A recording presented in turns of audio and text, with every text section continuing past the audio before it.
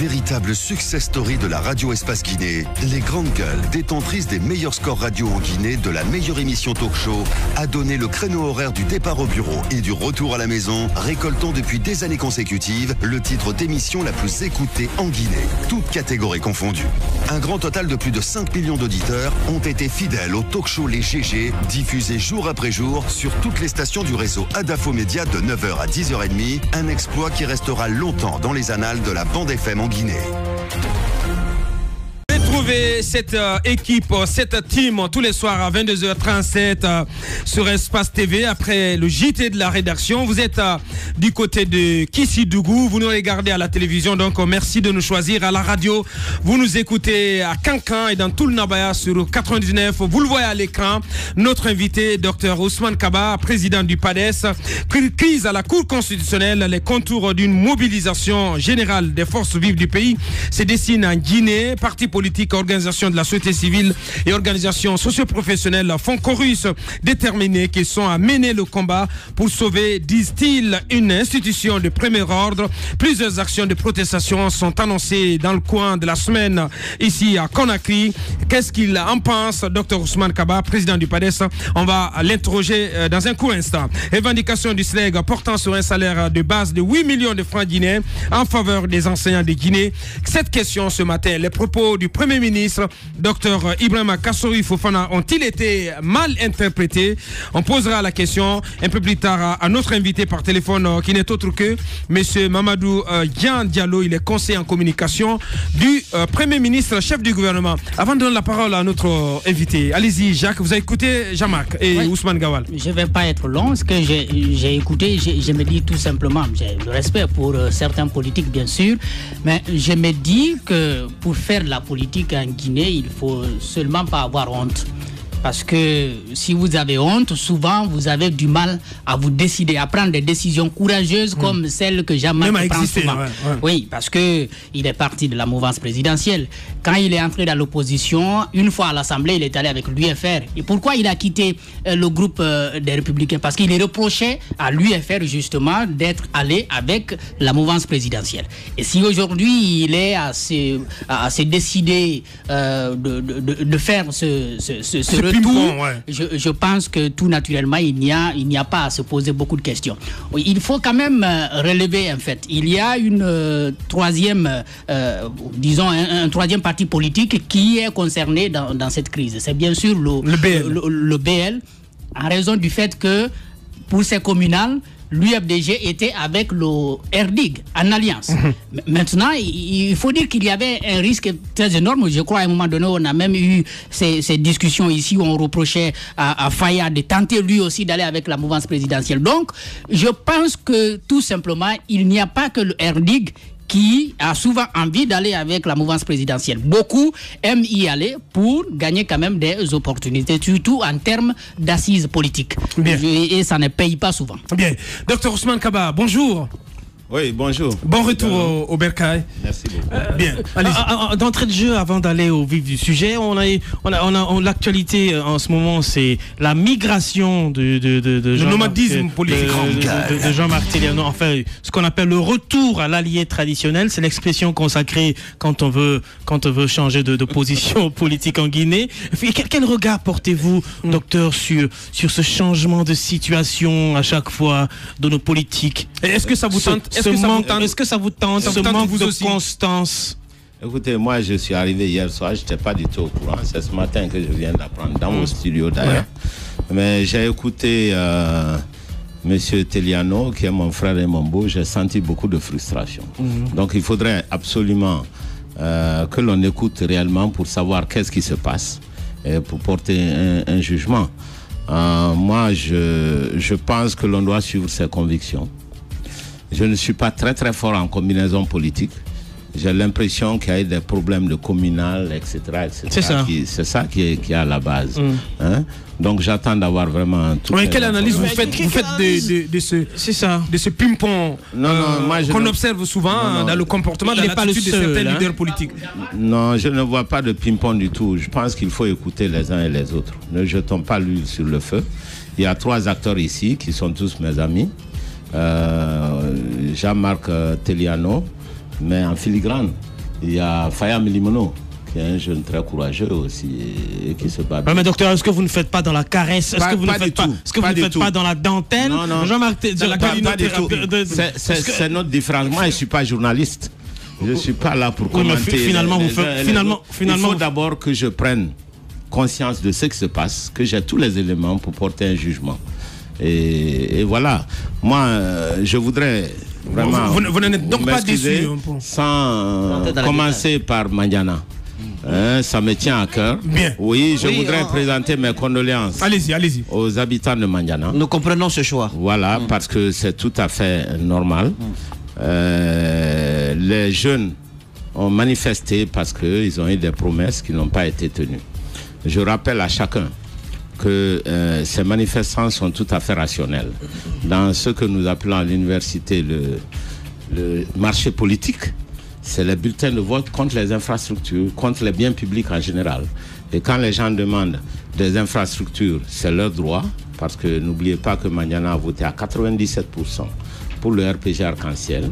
Je me sens concerné en tant que fondateur du RPG Arc-en-Ciel et je partage leur motivation, je partage leur désir et ils ont tout mon support. Voilà ce que je voulais dire à l'entame. Est-ce que vous êtes de ceux qui allaient se lever pour que justice soit faite, que ce ne soit pas sur l'autel de la politique politicienne qu'on arrangera la vie de ce jeune homme qui a été tué comme ça, comme un coq?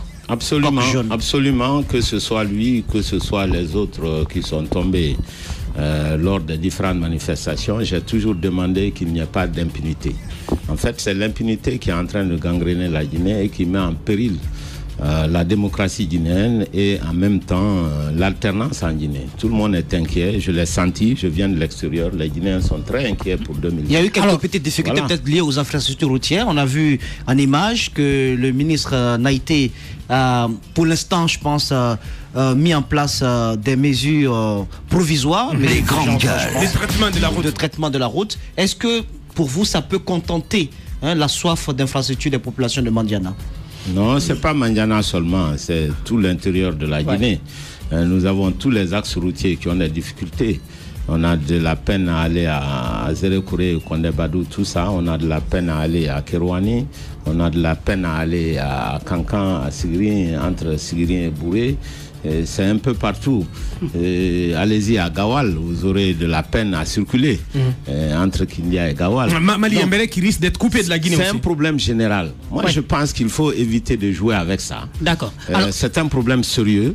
Sur toute l'étendue du territoire national, les Guinéens ont soif d'infrastructures. Et ça fait 3 ou 4 ans que je le dis.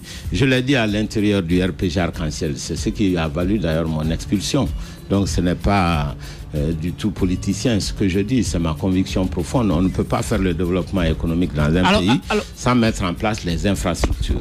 Alors docteur, puisque ce n'est pas seulement à Mandiana, toujours en Haute-Guinée, il y a eu des manifestations par le passé à Kirouané, je crois à Sigiri aussi, on enregistre cela souvent. Jusqu'en 2015, vous étiez avec le RPG Arc-en-Ciel. Dites-nous ce matin, qu'est-ce que vous avez dit aux habitants de ces régions, des spécifiques, au point qu'ils aient envie, coûte que coûte, d'avoir des infrastructures plus que les autres? Vous-même, vous reconnaissez qu'il y a des problèmes un peu partout dans le pays. D'abord, la question est très tendancieuse, je m'excuse. C'est pas parce que moi je l'ai dit, c'est parce qu'il n'y a pas de pont, il n'y a pas de route. Ce n'est pas que vous l'avez dit. Je voudrais savoir ce que vous leur avez dit. Les promesses, elles étaient... Ce n'est pas de savoir ce qu'on a dit. Aujourd'hui, il est très difficile de voyager en Guinée. Dans toutes les régions naturelles de la Guinée, vous avez des difficultés. Si les ponts ne sont pas coupés, les routes sont impraticables. Et il y a des villes qui sont complètement isolées, dont la ville de Mandiana. Il y a des villes qui ont beaucoup de peine. Les voyageurs ont beaucoup de peine à circuler. Donc c'est une réalité qui crève les yeux de tout le monde. Ce n'est pas une question de déclaration du Dr Ousmane. Ce que j'ai dit par contre, c'est qu'il y a très longtemps... Je parle du RPG Arc-en-Ciel. Quand j'ai dit vous... Demandez aux gens du RPG Arc-en-Ciel. Moi, vous y étiez jusqu'en 2015. J'ai été même fondateur. J'ai été expulsé justement. Alors ma question c'est de savoir, en tant que militant de ce parti politique, je ne parle pas en tant que responsable de ce parti politique à l'époque, qu'est-ce que vous aviez dit aux gens de Mandiana, de Kerouané, en tout cas de la Haute-Guinée, de spécifique au point qu'ils soient aujourd'hui en colère contre le parti au pouvoir? Écoutez, les promesses que vous avez laissées là-bas. Effectivement. Non, la mouvance présidentielle a promis de faire les infrastructures. À chaque campagne électorale, c'est ça qui se passe. Les gens de Mandiana ne se révoltent pas parce qu'il n'y a pas de route. Ils se révoltent parce qu'on les a promis des routes qui n'ont pas été réalisées. Donc il faut faire la part des choses. C'est parce que cela avait été des promesses de campagne qui n'ont pas été tenues. Première chose. Deuxième chose, si j'ai été expulsé du RPG Arc-en-Ciel, c'est parce que justement j'ai insisté sur ces infrastructures. J'ai insisté sur les barrages à l'intérieur de la Guinée. Aussi bien en forêt qu'en Haute-Guinée, j'ai toujours insisté qu'il y ait des micro-barrages et de l'électricité. J'ai toujours insisté qu'il y ait des routes. Ça n'a pas été le cas et c'est la raison pour laquelle j'ai divorcé avec le RPG Arc-en-Ciel depuis plusieurs années. Vous avez divorcé et le temps nous donne raison parce que, je vous ai dit tout à l'heure, ce qu'on appelle le marché politique, c'est les bulletins de vote contre les biens publics. À l'époque, on se souvient bien, docteur, vous étiez, permettez-moi l'expression, le monsieur chinois du gouvernement, puisque vous vous occupiez de tout ce qui est Chine. Alors, à votre avis, qu'est-ce qui n'a pas marché aujourd'hui? Pourquoi l'État a-t-il des difficultés à réaliser certains projets bénins? Pourquoi? Comment explique-t-on cela? Justement, pour enchérir, quand on prend le cas de la route au Kankan-Mandiana, et il faut se rappeler que c'est le chef de l'État en personne qui est venu poser la première pierre pour la construction, de ce tronçon long d'une 80aine de kilomètres. Au même moment, il avait lancé Kankan-Kissidou. Mais plusieurs années après, docteur, que ce gouvernement soit incapable, cette gouvernance à laquelle vous avez appartenu, soit incapable de réaliser ce minimum d'infrastructures au bénéfice de populations quand même qui vous ont porté en triomphe. Que même dans la capitale, cela? Que même dans une capitale qui a des difficultés à circuler. Comment explique impossible de circuler concrètement? Il faut écouter, poser la question et écouter la réponse. Allez-y. Si, on a soif. D'abord, vous avez posé une question fondamentale. Je vais prendre un tout petit peu de temps avec votre permission. Allez-y, nous vous écoutons. Pourquoi ce gouvernement a eu des difficultés d'infrastructure? Parce qu'au départ, nous les économistes, nous avions dit aucun pays ne peut financer les infrastructures de base avec son propre budget. Il faut emprunter à l'extérieur. Et le gouvernement, dans la réalité, a privilégié le financement sur BND des infrastructures. Je me rappelle encore, en 2012, j'étais conseiller à la présidence, j'ai attiré l'attention du président de la République pour dire la dimension des investissements ne peut pas être contenue par le budget national. Donc on a perdu beaucoup de temps à vouloir tout financer avec nos propres ressources. Lorsqu'on a compris les conseils de Dr Kaba, il était déjà un peu tard, parce que vous savez, le financement, ça prend du temps. Lorsque vous avez plusieurs investisseurs, plusieurs bailleurs de fonds, chaque bailleur de fonds a ses conditionnalités propres. Il faut faire ce qu'on appelle les conditionnalités croisées. Il faut avoir une administration compétente et qui n'est pas corrompue pour augmenter ce que nous appelons la capacité d'absorption d'un pays. Voilà les problèmes qui se sont posés. Donc, prenons garde. La prochaine fois, prenons des gens qui savent ce qu'ils veulent faire et qu'un État n'est pas une école. Voilà, prenons des spécialistes. Et vous pensez que c'est le cas, en ce moment? Vous pensez que c'est le cas? Donc maintenant, c'est un peu difficile parce que le gouvernement a des limites et qu'il n'arrive pas à mobiliser l'ensemble des ressources. Nous avions pensé, et c'est ce sans préjudice de la corruption ambiante, le fait qu'on fasse des marchés gré à gré, eh bien, ça ne facilite pas le décaissement des différents bailleurs de fonds. On a pensé qu'avec la Chine, ça allait être plus facile, docteur Kaba. La Chine, ces accords chinois, vous y aviez contribué bien avant cet accord cadre bien avant que ce soit suivi par... J'ai tellement contribué que j'ai envoyé le financement de Caleta. N'oubliez pas, j'ai envoyé le financement des fibres optiques. Donc, je connais très bien ce dossier. Est-ce que le salut de nos infrastructures peut venir donc de la Chine, qui est moins regardante sur ces conditionnalités liées à la corruption et autres. De la Chine et des autres bailleurs de fonds. Il ne faut pas oublier que nous avons nos bailleurs traditionnels aussi. Le Fonds cohésien, les Français, les Américains, la Banque mondiale, etc., l'Union européenne. Tout le monde finance la Guinée. Encore une fois, écoutez ce que je vous dis. Si vous voulez avoir des financements, beaucoup de financements en un temps record, il faut qu'il y ait des appels d'offres. C'est très important.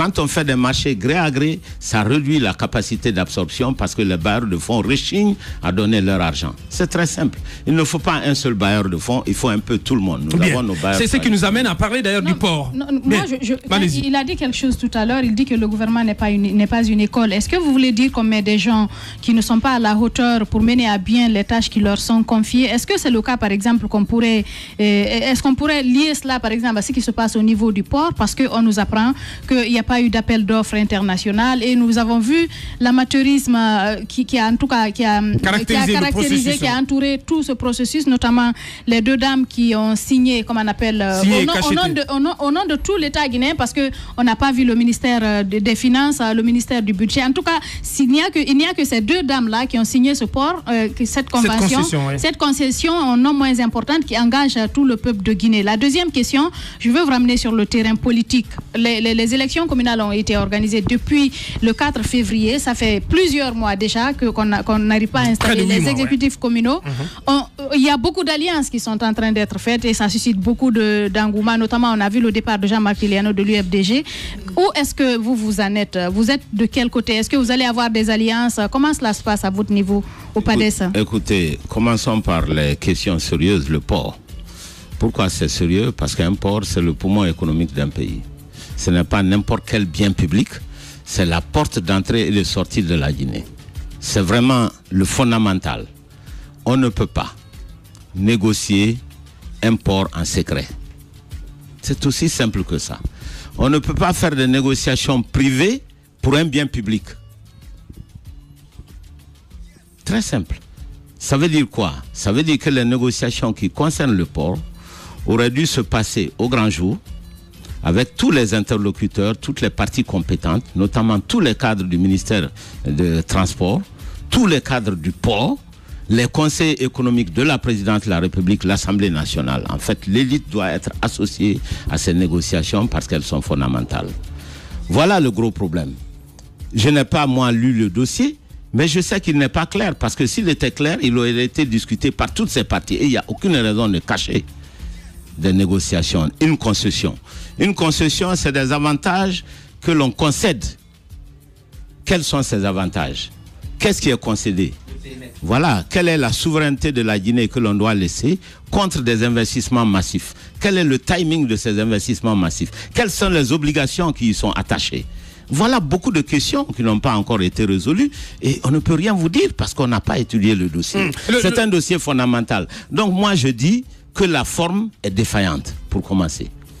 Et que si c'était transparent, ça veut dire que tous les Guinéens pourront participer, évidemment, à travers les gens les plus qualifiés, les gens les plus autorisés à cette négociation. Voilà où est le problème. Le fait que les travailleurs du port restent mobilisés contre cette convention de concession. Il y a le leader syndical des travailleurs du port qui est en détention, donc qui va être jugé. Et comment vous comprenez tout cela, toutes ces agitations? Écoute, ce ne sont pas des agitations, ce sont des revendications légitimes. Quand vous travaillez quelque part, vous avez intérêt, vous avez obligation de savoir qu'est-ce que vous allez devenir. Lorsque les Guinéens s'inquiètent de leur devenir, ce n'est pas de l'agitation, c'est une revendication légitime. Ceci dit, faisons de telle sorte que les débats politiques ne soient pas des débats de personnes. Et il ne faut pas faire des attaques personnelles parce que ça noie le débat. Mais le fait de faire arrêter Cheikh Touré et de l'emprisonner pour des raisons de diffamation contre le chef de l'État et contre son fils Mohamed Alpha Condé. Ce que je dis, vous pensez que c'est une volonté d'éteindre toute voix discordante? Attendez, ce que je dis, c'est que M. Touré ne devrait pas s'attaquer à la famille du chef de l'État. Les débats politiques ne doivent jamais être des débats personnels. Il faut oublier ces attaques personnelles. C'est pas bon parce que ça noie l'essentiel des questions que l'on discute. Ceci dit, le fait d'incarcérer M. Touré ne fera qu'ajouter à la confusion, ne fera qu'ajouter à la frustration. Selon vous, quelle démarche donc l'État, on ne peut pas. Quelle est l'approche que l'État devrait engager face à cette situation quand on sait quand même que les travailleurs du port autonome, sont déterminés à lutter pour entrer dans leurs droits et l'État mordicus s'accroche à ce document mystique, finalement. Je crois qu'il faut rattraper ce qu'on peut rattraper. Il faudrait que la concession soit sur la place publique, à l'Assemblée nationale, dans tous les départements, avec tous les conseillers et tous les cadres qui sont capables d'apporter quelque chose. Voilà, c'est ça qui devrait être fait. Et ce n'est pas trop tard. Alors, mais pour cela, il faut qu'on soit dans une atmosphère pas besoin de résilier directement, mais il faut revoir les clauses, revoir la procédure. Ben, il faut regarder déjà le contrat. En tout cas, en ce qui me concerne, je ne l'ai pas vu. Je ne peux pas me prononcer sur le contenu.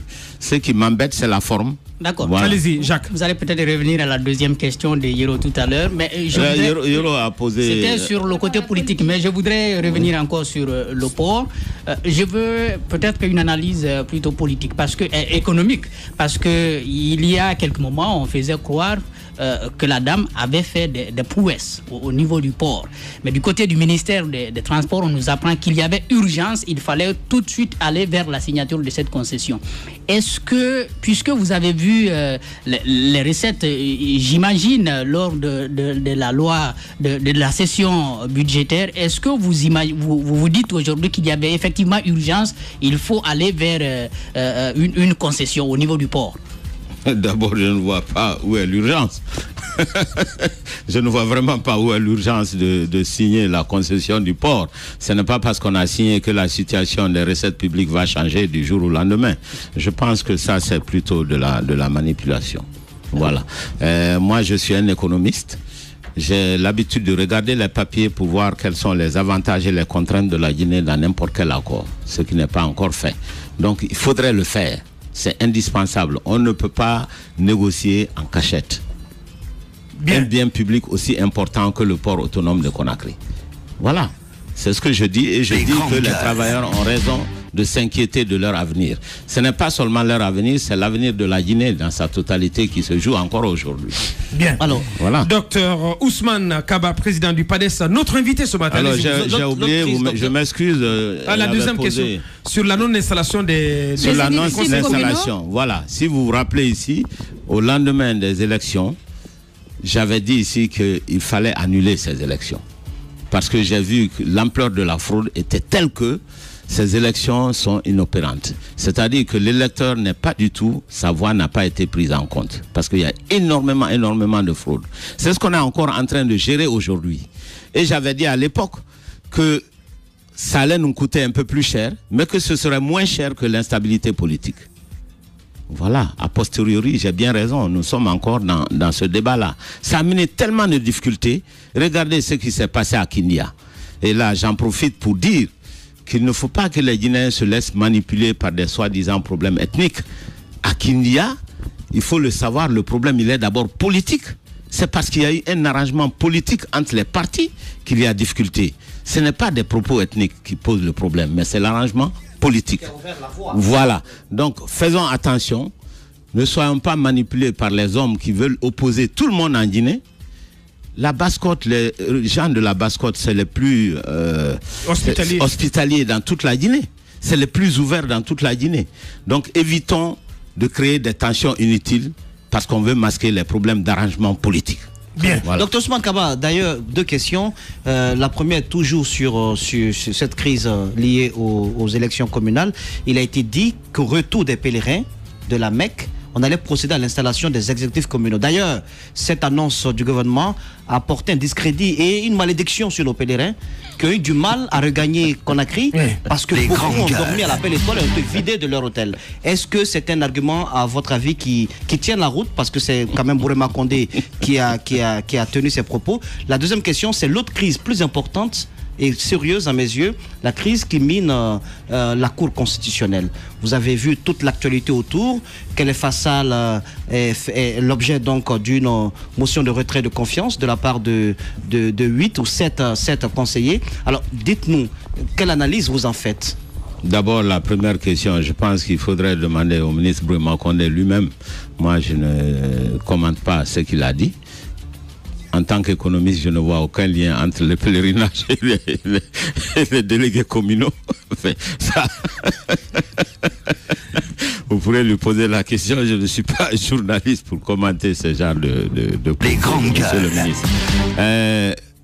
contre, vous avez posé le problème fondamental de la Cour constitutionnelle.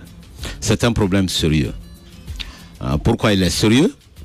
Parce que, vous savez, lorsqu'il y a un gros soupçon de manipulation de la Constitution, alors, quand il y a ce gros soupçon de manipulation de la Constitution, lorsque le gardien de cette Constitution, qui est la Cour constitutionnelle, a des problèmes, il faut y prêter attention. Moi, j'ai estimé, d'un point de vue politique, que c'est la première étape de la manipulation constitutionnelle. Ce n'est qu'une première étape.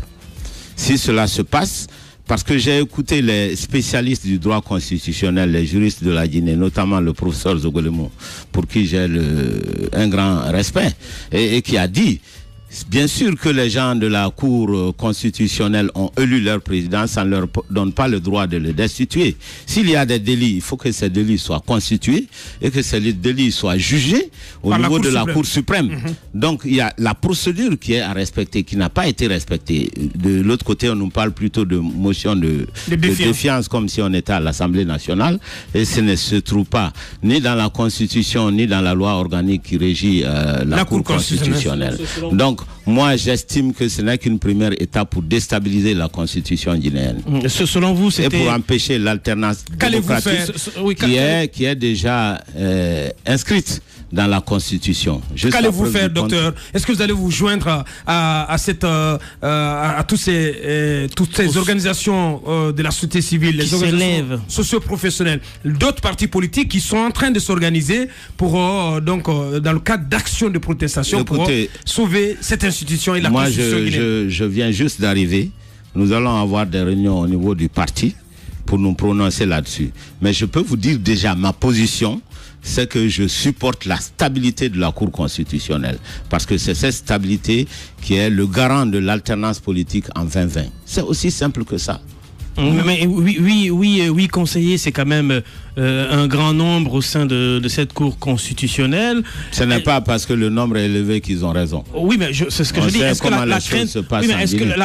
la crainte est donc à un niveau très élevé quand on sait que cette institution est tellement importante dans le futur de notre pays? C'est de cela que je parle. Je dis que c'est très grave parce qu'on a une déstabilisation programmée. Et ce n'est pas parce qu'il y a 8 personnes d'un côté que ça ne veut pas dire qu'ils ont raison. Les textes nous disent que s'il y a infraction, s'il y a crime, cela doit être constaté par la Cour suprême parce qu'on ne peut pas se faire justice. On ne se fait pas justice soi-même. Même si on est juge. Alors, docteur, il faut porter le fait à une autre instance qui devrait délibérer sur la question, prouver la véracité des faits qui sont reprochés. Et en ce moment-là, on prend les mesures qui s'imposent. Mais on ne se réunit pas parce qu'on est 8 pour voter. Et c'est pas parce qu'on a voté pour le mettre là qu'on doit voter pour l'enlever. C'est pas ce que disent les textes. Donc il faut être très prudent. Et vraiment, sur ce point-là, je prends l'avis du constitutionnaliste le plus qualifié de la Guinée. Alors, autrement, est-ce qu'on ne peut pas voir le problème sur l'angle qui est soutenu par les frondeurs, notamment qui reprochent à M. Kéléfa Sall sa gestion? Je le dis parce que ce n'est pas la seule institution à connaître ce genre de crise. Il y a eu l'INIDH, il y a, je crois, c'était en 2016. Il y a eu la HAC aussi. En tout cas, les institutions qui ont été mises en place connaissent souvent des problèmes de gestion. Est-ce qu'on ne peut pas voir aussi le problème de ce côté-là? Premièrement, les problèmes de gestion, les problèmes de gestion, c'est dans toute la Guinée, pour commencer. Et deuxièmement, supposons que cela soit vrai. Il faut que ce soit constaté par d'autres partis. C'est ce que je dis. C'est-à-dire qu'il faut respecter la forme. Là, je ne prends pas du tout la défense de M. Kéléfa Sall parce que c'est M. Kéléfa Sall. Je ne suis pas partisan. Ce que je dis, il faut respecter la loi. Et la loi nous dit que s'il y a infraction, s'il y a délit, cela doit être constaté par la Cour suprême.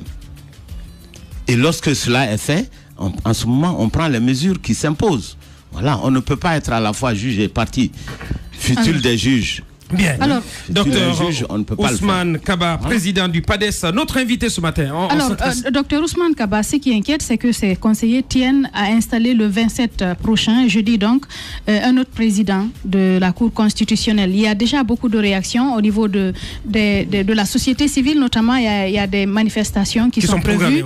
Il y a également beaucoup de partis politiques qui veulent s'associer, comme on appelle, à cette mobilisation sociale. Mais à votre avis, à supposer que ces conseillers décident de passer à la vitesse supérieure et d'installer ce nouveau président, qu'est-ce qui doit être fait? Qu'est-ce que le PADES propose comme solution? Si les conseillers le font, c'est qu'ils ont décidé de déstabiliser la Guinée, de déstabiliser la Cour constitutionnelle, donc de déstabiliser la Constitution. Vous pensez qu'ils sont manipulés dont par ils sont pourtant les gardiens. Ils sont les gardiens de la Constitution. Vraiment, j'en appelle au centre des responsabilités de chacun. Nous ne disons pas qu'il n'y a pas eu faute dans la gestion. Ce que nous disons, c'est qu'il faut respecter les procédures. C'est aussi important en droit, la forme est tout aussi importante que le fond. On ne se rend pas justice. S'il y a eu un problème, il faut que ce problème soit constaté par une autre cour, la Cour suprême, qui sont aussi des juristes assermentés. Bien. Et je sais de quoi je parle, puisque la Cour suprême a débouté le gouvernement contre le PADES. Donc ils ont l'habitude de dire le droit. Bien. Voilà. Allez-y, Roby. Dr Ousmane Kaba, Monsieur Kassory Fofana est seul désormais porteur de la clé de la primature de notre République. 100 jours, ça sert à analyser les premiers pas de ce gouvernement. Ça sert à mettre le cap, l'orientation pour les actions futures. Alors selon vous, au regard de la situation actuelle, est-ce que pensez-vous que Monsieur le Premier ministre Dr Ibrahima Kassory Fofana a mis les caps du développement? Quelle analyse fait-ce qu'il va dans la bonne direction? 100 jours, est-ce qu'il va dans la direction souhaitée? Donc disons que ça nous change de primature passée déjà, parce qu'il y a au moins une volonté affichée de faire quelque chose, il y a un caractère, ça c'est déjà pas mal. Quel caractère? Maintenant, la détermination dans ce qu'il fait, le Premier ministre. Nous avions eu beaucoup de premiers ministres ici que tout le monde attaquait parce qu'ils étaient complètement amorphes, ils n'avaient même pas d'opinion. Oui. Voilà, donc c'est déjà quelque chose de bien. Maintenant, ceci dit, est-ce qu'il a pu amorcer le développement économique de la Guinée? Je ne crois pas. Je ne crois pas qu'il soit capable de le faire tout seul. Il faut qu'il y ait une volonté partagée par tout le monde. Et je ne suis pas sûr que ce soit le cas. Ça, c'est une première chose. Deuxième chose, il y a eu des actes qui sont passés. Il y a des actes que je ne partage pas, notamment en ce qui concerne l'électrification de Kankan ou de la Haute-Guinée. Il a dit que le Chinois est mort. Eh bien, le PADES a décidé de ressusciter le Chinois. Il faut le savoir, nous avons cette capacité. Comme Jésus-Christ l'a fait, nous aussi.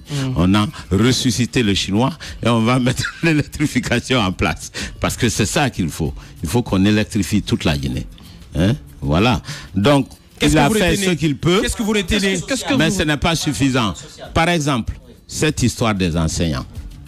Il a réagi en économiste en disant non, je ne peux pas avec 8 millions, cela aura tellement de répercussions sur le budget de l'État, ce n'est pas tenable dans le contexte actuel, ça met en péril les équilibres macroéconomiques. Ça, c'est l'approche purement économique. Mais il faut écouter les autres.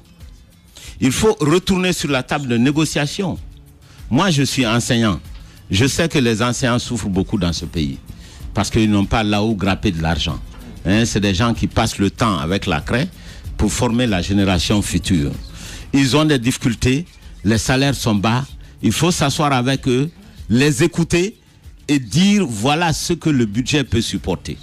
Mais on ne peut pas renvoyer d'un revers de la main les revendications des enseignants. Justement, voilà. Pendant que donc vous nous tendez la perche sur ces propos, ces déclarations du Premier ministre concernant ce point de revendication du SLEG, on va revenir donc sur ce que le Premier ministre a dit. C'était il y a quelques semaines derrière, donc dans une émission à la télévision nationale. Est-ce que ces propos ont été sortis de leur contexte? Est-ce que ces propos ont été mal interprétés? Je propose de réentendre Dr Ibrahima Kassory Fofana. L'un des représentants du SLEG aurait dit qu'il n'exige pas forcément les 8 millions. Je suis heureux de... Donc c'est ouvert à discuter de comment on peut améliorer les conditions de vie du salaire d'éducation. Mais en tout état de cause, il n'est pas possible, il faut dire la vérité aux Guinéens, qu'on puisse donner 40% d'augmentation de salaire sur un exercice budgétaire et qu'on revienne pour dire il faut augmenter encore. Pourquoi? Les bailleurs de fonds nous regardent. Le PNDS dont nous parlons, c'est 60% seulement des ressources qui viendraient du gouvernement. L'essentiel, je dis 40%, et même, l'essentiel vient des bailleurs de fonds et du secteur privé. Si on ne fait pas d'effort, un effort d'autodiscipline et de pertinence dans nos décisions, nous décourageons les gens. Comment voulez-vous un budget de l'État qui est soutenu à 30% par l'extérieur, vous allez ouvrir des dépenses dans des procès, parce que évaluer 8 millions de francs plus des salaires de base, ça veut dire que le fonctionnaire guinéen ou l'instituteur guinéen est mieux payé que l'instituteur français. C'est ça en termes de salaire de base. C'est pas possible. Alors c'est pas crédible et ça mettrait le pays en difficulté parce qu'on n'a pas les moyens de faire cela. Quand souvent on dit, j'ai dit aux gens, c'est pas négociable, ce n'est pas de l'arrogance, c'est peut-être la manière de le dire est incorrecte, mais l'évidence, s'il y a des choses qui ne sont pas négociables, on ne peut pas négocier aujourd'hui 8 millions de salaires de base pour la Guinée, on n'a pas ces moyens-là. Véritable success story de la radio Espace Guinée, les grandes gueules, détentrices des meilleurs scores radio en Guinée de la meilleure émission talk show, a donné le créneau horaire du départ au bureau et du retour à la maison, récoltant depuis des années consécutives le titre d'émission la plus écoutée en Guinée, toutes catégories confondues.